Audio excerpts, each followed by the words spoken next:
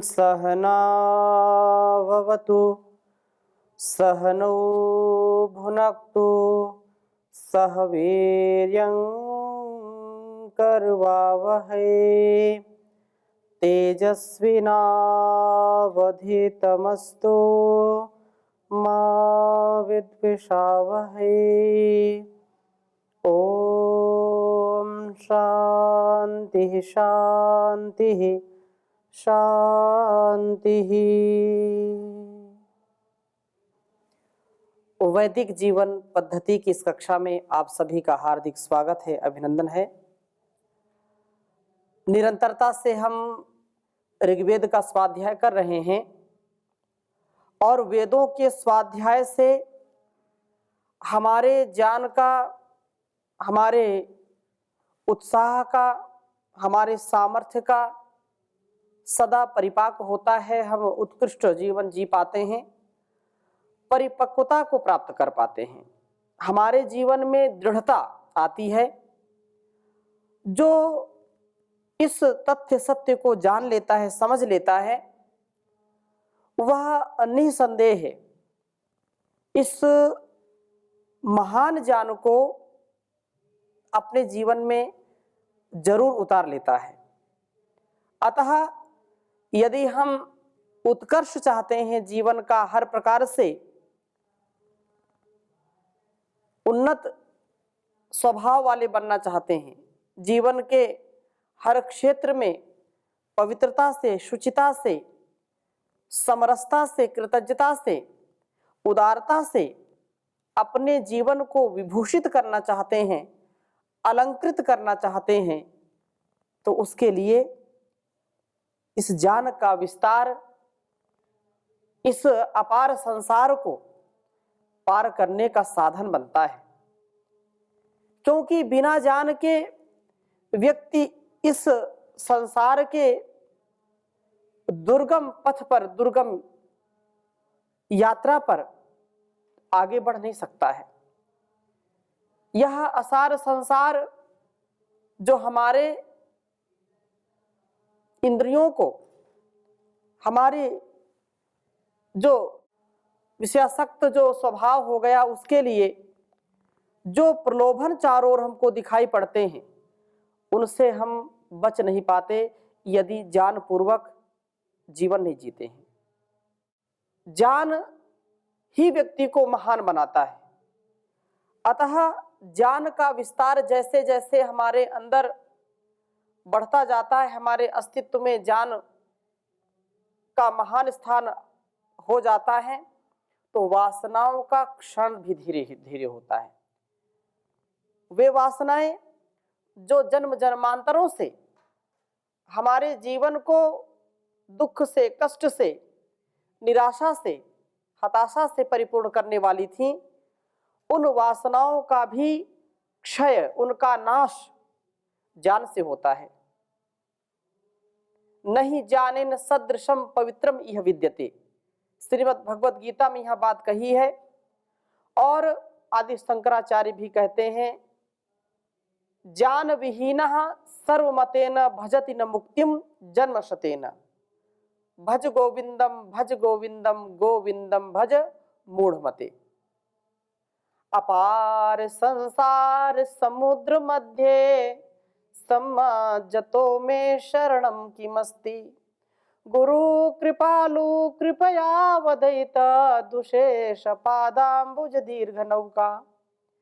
जो परमात्मा की शरणागति है, गुरु की शरणागति है, उसकी प्राप्ति ही हमारे दुखों को नाश की ओर ले जाती है, उनको विनष्ट कर देती है। और प्रभु की शरणागति कब प्राप्त होती है? जब हमारे अंदर ज्ञान का आधार होगा, विवेक वैराग्य की स्थिति बनेगी, तब जाकर के हम अपने अंदर इस ज्ञान को ठहरा पाते हैं। नहीं तो लोग सुनते हैं, एक कान से सुना और दूसरे कान से उसको बाहर कर दिया, निकाल दिया, ज्ञान ठहरता नहीं है। अतः यदि हम वासनाओं को नष्ट करना चाहते हैं तो ज्ञान का विस्तार परम आवश्यक है। आज हम इसी पर चर्चा करेंगे और ऋग्वेद के चतुर्थ मंडल के छठे सूक्त का चौथा मंत्र जो बहुत ही सुंदर है, इसको हम आपके समक्ष रख रहे हैं। पहले मैं लिखता हूं, फिर चर्चा आगे करूंगा। ओम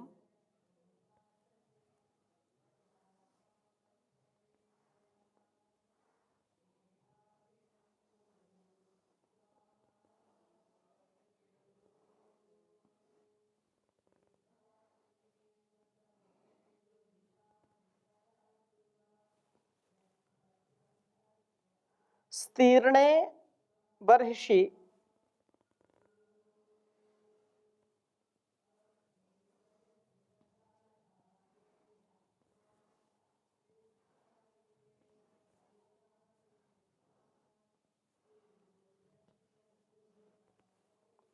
स्तीर्णे बर्हिषि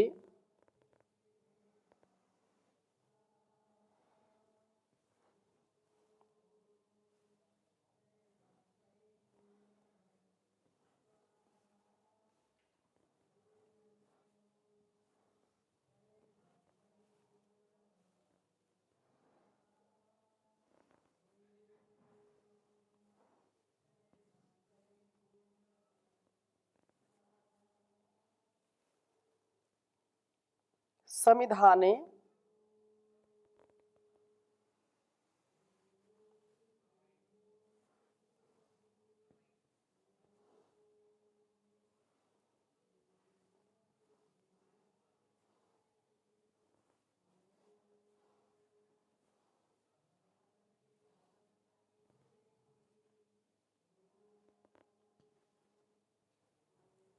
समिधाने अग्ना ऊर्ध्वो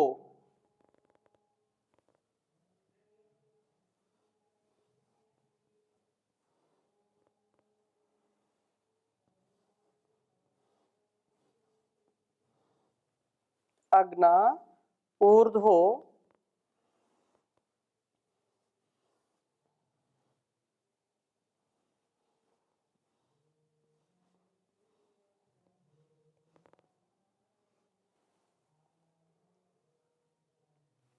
अध्वर्यु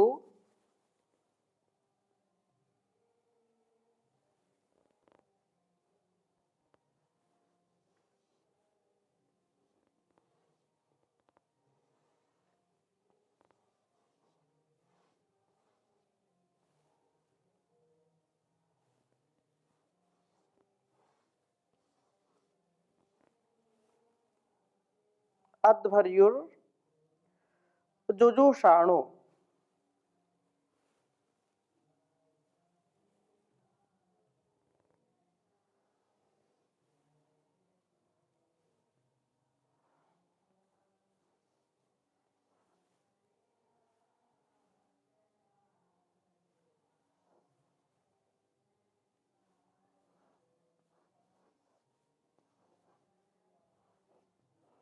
जुजुषाणु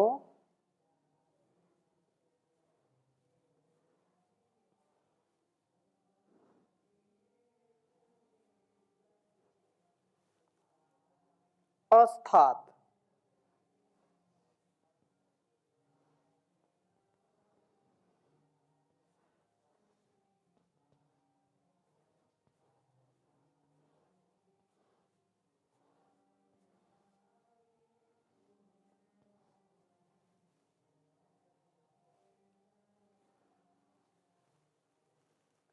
पर्यग्नि पशुपा न होता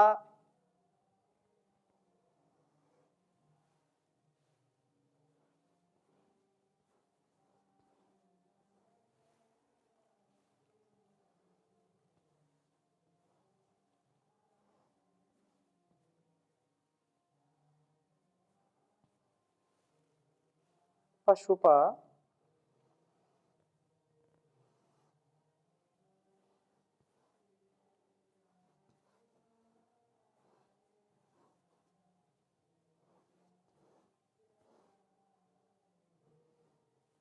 पशुपा न होता।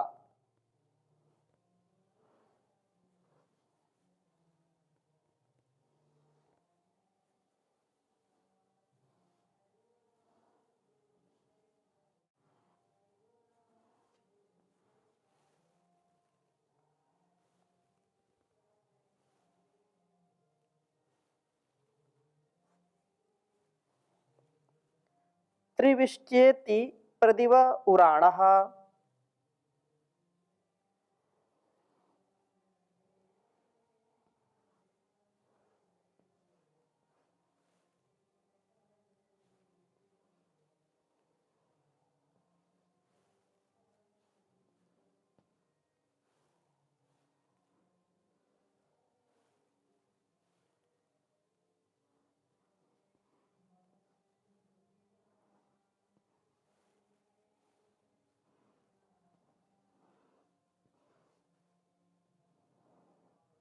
त्रिविष्ट्येति प्रदिव उराणः।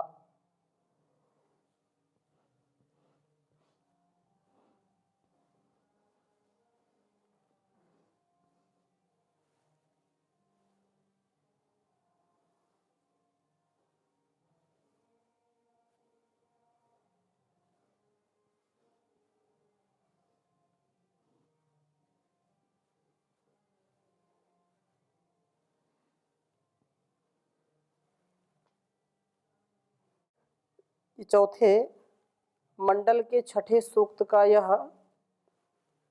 चौथा मंत्र आपके समक्ष प्रस्तुत है।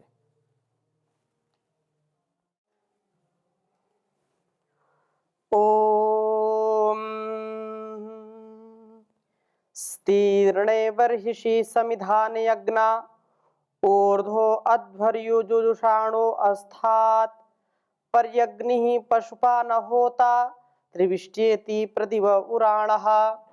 ओम स्तीर्णे बर्हिषि समिधाने अग्ना ऊर्ध्वो अध्वर्युर्जुषाणो अस्तात् पर्यग्निः पशुपा न होता त्रिविष्ट्येति प्रदिव उराणः। वेद मंत्र का भाव बहुत ही सुंदर है, गहन है, क्योंकि वेदवाणी हमारे लिए अत्यंत कल्याणकारी है। और इसके पहले का जो मंत्र है वह शिक्षा देता है कि प्रभु से दी गई वेदवाणी हमारे जीवनों को दिव्य बना करके इस संसार का हम कल्याण कर सकें, तो जीवनों को दिव्य जीवन बना देती है।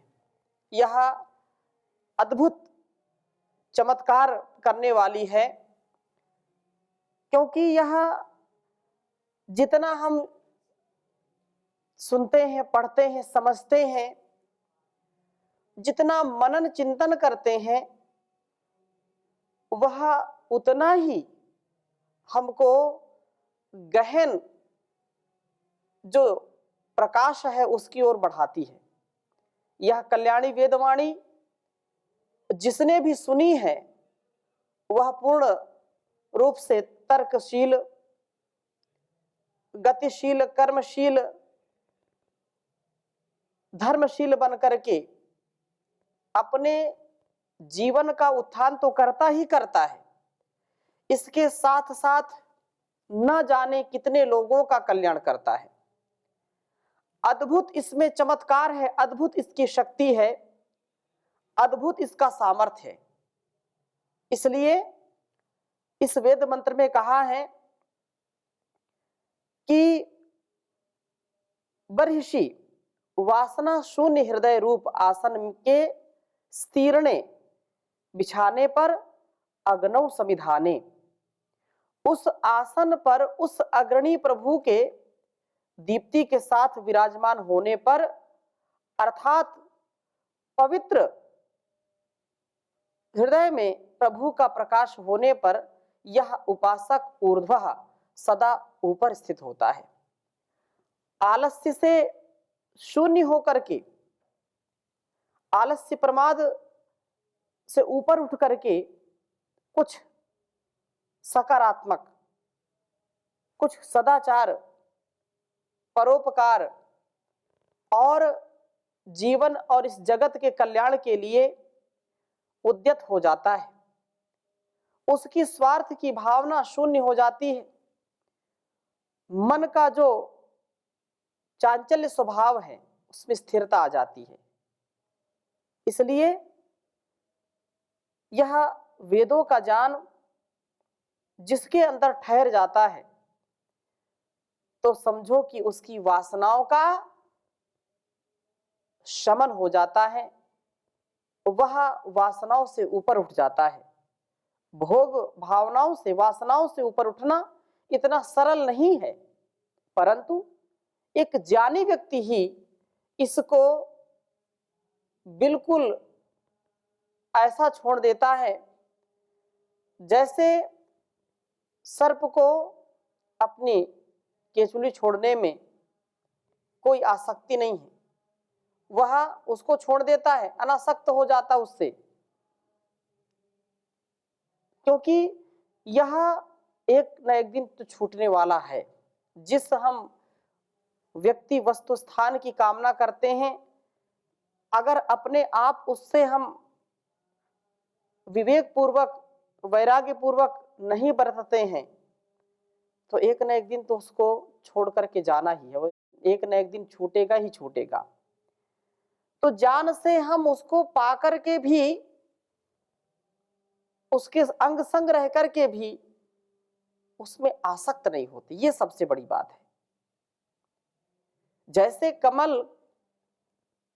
रहता है पानी में, लेकिन पानी उसको छू नहीं सकता, पानी में लिप्त नहीं होता है। कीचड़ में कमल होता है, लेकिन कीचड़ उसको छू नहीं सकता, उसको दाग नहीं लगा सकता, गंदा नहीं कर सकता। ऐसे ही जो जान के साबुन से अपने आप को धोता है, जान से जिसका मन वाणी, जिसका हृदय पवित्र हो गया है, उसको इस संसार की वासनाएं छू भी नहीं सकती। बहुत सुंदर बात कही है, योग रतो वा भोग रतो वा संग रतो वा संग विहीनः यस्य ब्रह्मणि रमते चित्तम नंदति नंदति नंदत्येव भज गोविंदम भज गोविंदम गोविंदम भज मूढ़मते।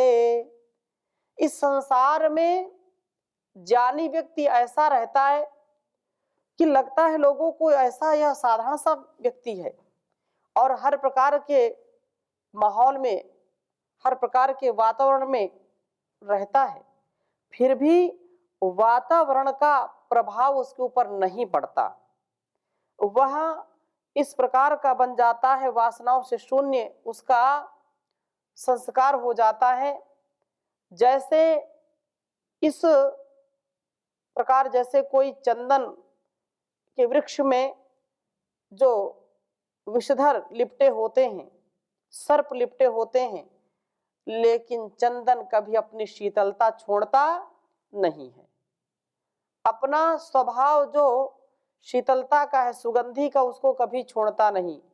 इसी प्रकार से जो वेदों का ज्ञान अपने स्वभाव में उतारते हैं, वे कभी गलत कार्यों में प्रवृत्त नहीं होते हैं, उससे उनकी निवृत्ति हो जाती है। प्रभु के जो आदेश उपदेश संकेत है, उनमें उनकी प्रवृत्ति हो जाती है। इसलिए कहते हैं, जो रहीम उत्तम प्रकृति का कर सकत कुसंग चंदन विश्व व्यापत नहीं लिपटे रहत भुजंग। जो उत्तम प्रकृति के लोग हैं, जो वेदों के ज्ञान को जानते हैं, समझते हैं और उसका आचरण करते हैं, वे कभी भी बिगड़ते नहीं हैं। कुछ लोग वातावरण पाकर के बिगड़ जाते हैं, लेकिन जिन्होंने एक बार भी वेदों के ज्ञान को आत्मसात कर लिया है, वैदिक परंपरा को जिन्होंने आत्मसात कर लिया है, वे इस संसार में कभी भूल नहीं सकते, भटक नहीं सकते।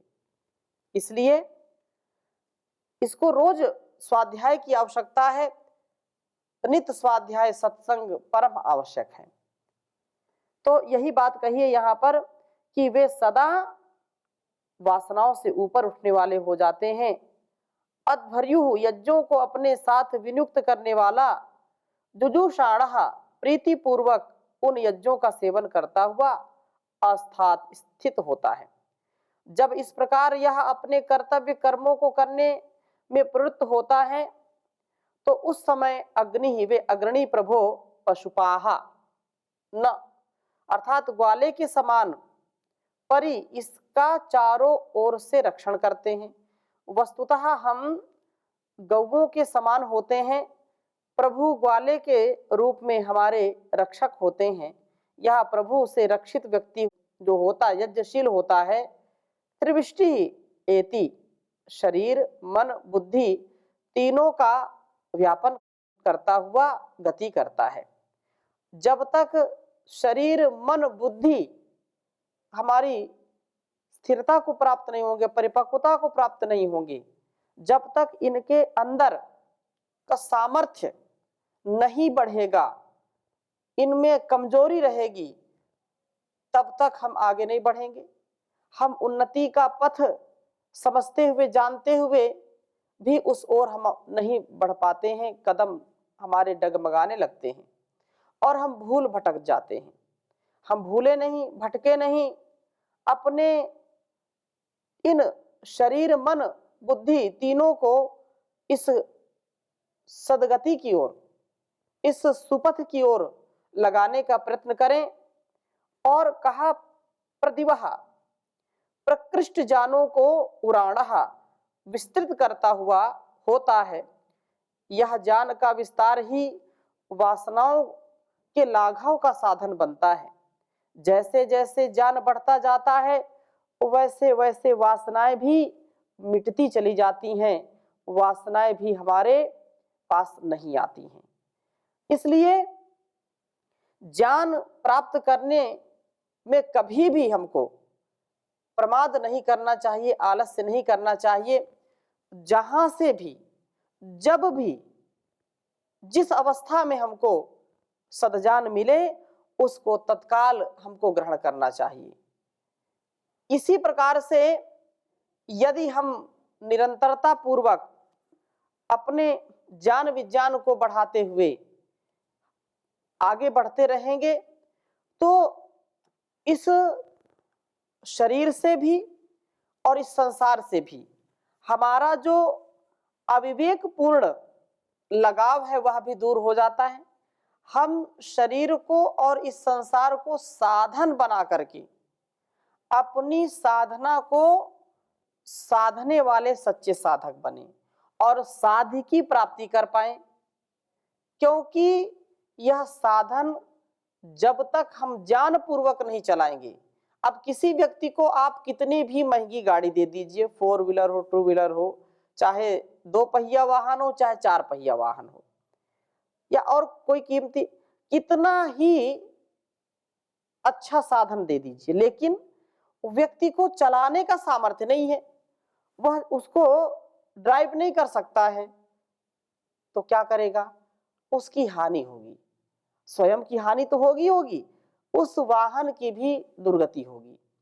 इसलिए चालक की ट्रेनिंग होती है, ड्राइविंग लाइसेंस होता है कि चालक है तो उसका प्रमाण पत्र होना चाहिए कि वास्तव में चला पाता है कि नहीं चला पाता। ऐसे ही इस साधन और संसार का जो व्यवहार है उसको हमको अच्छी प्रकार से समझना चाहिए, जानना चाहिए, और ऐसा करते ही हम निर्मल हो जाते हैं, निरहंकार हो जाते हैं। तो ज्ञान सबसे महान है और वह भगवान इस ज्ञान को देने वाला है, ज्ञान का आधान करने वाला है। इसलिए हम उसको प्रणाम करें, बार बार उसका चिंतन मनन करें।